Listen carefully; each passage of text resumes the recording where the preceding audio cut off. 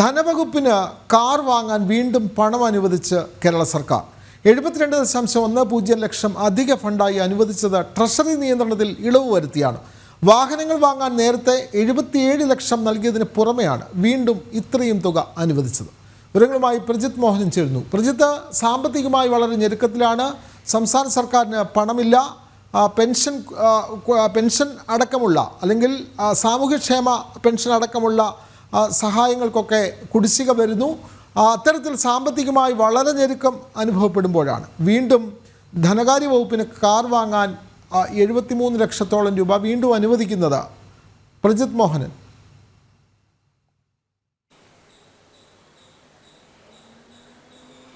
വിനോദ, വളരെ ശരിയാണ്. കാരണം സംസ്ഥാനത്ത് ആശാ വർക്കേഴ്സിന് കൊടുക്കാൻ ഹോണറേറിയം വർദ്ധിപ്പിക്കാൻ കാശില്ല. മറ്റ് അടിസ്ഥാനപരമായിട്ടുള്ള സേവാ പ്രവർത്തനങ്ങൾ അല്ലെങ്കിൽ വികസന പ്രവർത്തനങ്ങൾ നടത്തുന്നതിന് സർക്കാരിന് കാശില്ല. മറ്റ് പെൻഷൻ നൽകുന്നത് കൃത്യസമയത്ത് നൽകാത്തതിൻ്റെ പ്രശ്നങ്ങൾ നിലനിൽക്കുന്നു.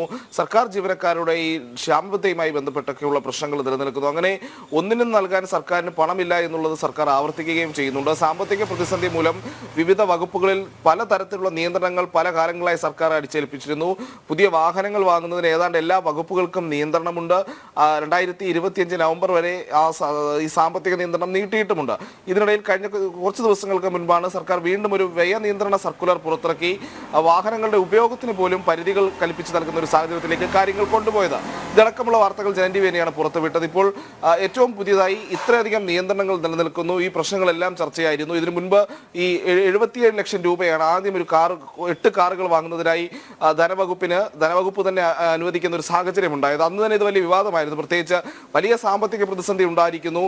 പല വകുപ്പുകളിലും പ്രശ്നങ്ങൾ നിലനിൽക്കുന്നു. വികസന പ്രവർത്തനങ്ങൾ കൃത്യമായി നടക്കുന്നില്ല. അതിനിടയിൽ ധനവകുപ്പിന് മാത്രം കാർ വാങ്ങാനുള്ള അനുമതി ലഭിക്കുന്നത് എങ്ങനെയെന്നുള്ള ചോദ്യം ഉയർന്നിരുന്നു. അന്ന് ഈ വനം വകുപ്പ്, പോലീസ്, ഫയർഫോഴ്സ് തുടങ്ങിയിട്ടുള്ള സംവിധാനങ്ങൾക്ക് ആവശ്യത്തിന് വാഹനങ്ങളില്ലാത്തതിനാൽ, എക്സൈസ് അടക്കമുള്ള വിഭാഗങ്ങൾക്ക് കൃത്യമായ വാഹനങ്ങളില്ലാത്തതിനാൽ പല പെട്രോളിംഗ് അടക്കമുള്ള കാര്യങ്ങൾ മുടങ്ങുന്നതിനെ പറ്റി ചൂണ്ടിക്കാട്ടപ്പെടുകയും വലിയ വിമർശനങ്ങൾ ഈ സമയത്ത് ധനവകുപ്പിന് മാത്രം വാഹനങ്ങൾ വാങ്ങാനുള്ള അനുമതി നൽകുന്നതിനെതിരെ ഉയർന്നിരുന്നു. അന്ന് 77 ലക്ഷം രൂപയാണ് ഫെബ്രുവരി 19 ചേർന്ന മന്ത്രിസഭാ യോഗത്തിൽ നിന്നുള്ള പ്രത്യേക അനുമതിയോടെ സർക്കാർ അനുവദിച്ചത്.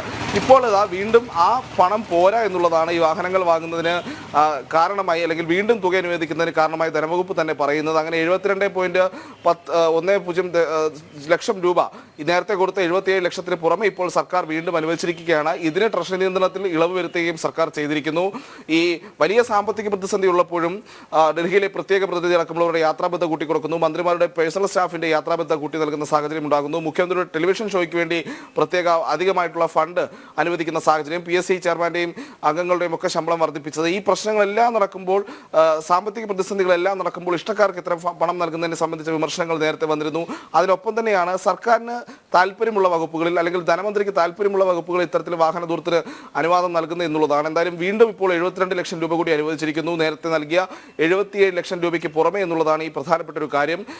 മറ്റ് വകുപ്പുകളിൽ വാഹനങ്ങൾ വാങ്ങുന്നതിന് ഇപ്പോഴും വലിയ നിയന്ത്രണങ്ങൾ നിലനിൽക്കുമ്പോഴാണ് പ്രത്യേക താല്പര്യമെടുത്ത് ധനമന്ത്രി തന്നെ ഈ പറയുന്ന സാമ്പത്തിക നിയന്ത്രണങ്ങളിൽ ഇളവ് വരുത്തിക്കൊണ്ട് ധനവകുപ്പിന് വീണ്ടും പണം അനുവദിച്ചിരിക്കുന്നത്. വിനോദ്, അതെ, കടുത്ത സാമ്പത്തിക പ്രയാസം അനുഭവപ്പെടുമ്പോഴും ആശാവർക്കർമാർക്ക് കൊടുക്കാൻ പണമില്ല എന്ന് സർക്കാർ അറിയിക്കുമ്പോഴും ധനവകുപ്പിന് പുതിയ കാർ വാങ്ങാൻ 72 ലക്ഷം രൂപ അനുവദിച്ചിരിക്കുന്നു. നേരത്തെ 77 ലക്ഷം രൂപ അനുവദിച്ചതിന് പുറമെയാണ് ഈ 72 ലക്ഷം രൂപ കൂടി അനുവദിക്കുന്നത്. പ്രത്യേക ഇളവ് നൽകിയാണ് ഈ ഫണ്ട് അനുവദിക്കുന്നത് എന്ന് പ്രജിത്ത് മോഹനൻ റിപ്പോർട്ട് ചെയ്യുന്നു.